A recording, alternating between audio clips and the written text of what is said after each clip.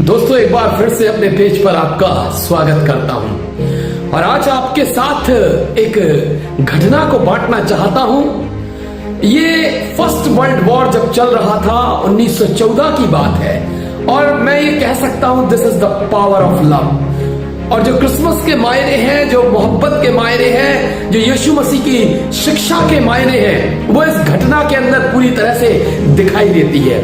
मेरे दोस्तों, मैं आपको ले जाना चाहता हूं उस समय में कि जब फर्स्ट वर्ल्ड वॉर चल रहा था। 1914 की ये घटना है और क्रिसमस का समय रहा होगा और रात के समय जहां यूके और जर्मनी के बीच में तोपों की गड़गड़ाहट के बीच बम बरस रहे थे, गोलियां चल रही थी, लाशें बिखर रही थी, चीखें और चिल्लाहटों की आवाज से वो जगह उस वीराने को फाड़ रही थी।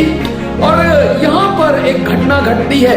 ये दो सेनाओं के बीच में चल रही गोलीबारी थी। ये फर्स्ट वर्ल्ड वॉर का सीन था। इस सिनेरियो में हम देखते हैं कि वहां पर दनादन फायरिंग हो रही है और इस फायरिंग के दरमियान में एक समय ऐसा आता है कि खामोशी छा जाती है।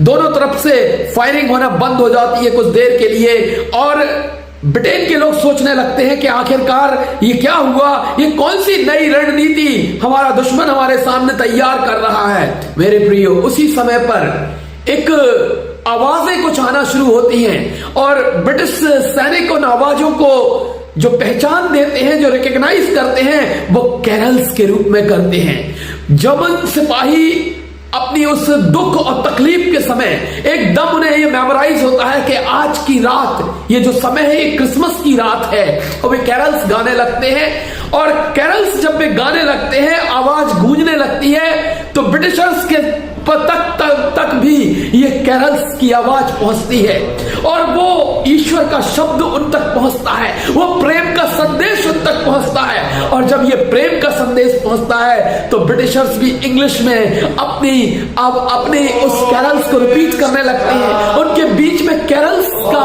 आदान प्रदान शुरू हो जाता है। दोनों सेनाओं के बीच में गोलीबारी रुक जाती है। जहां पर दुर्गंध आ रही थी बम और बारूद की, वहीं पर अब ईश्वर के शब्दों का, यीशु के आगमन के गीतों का गाया जाना आरंभ हो जाता है। वो जगह गुंजायमान हो जाती है यीशु के प्रेम गीतों से, यीशु के आगमन के गीतों से।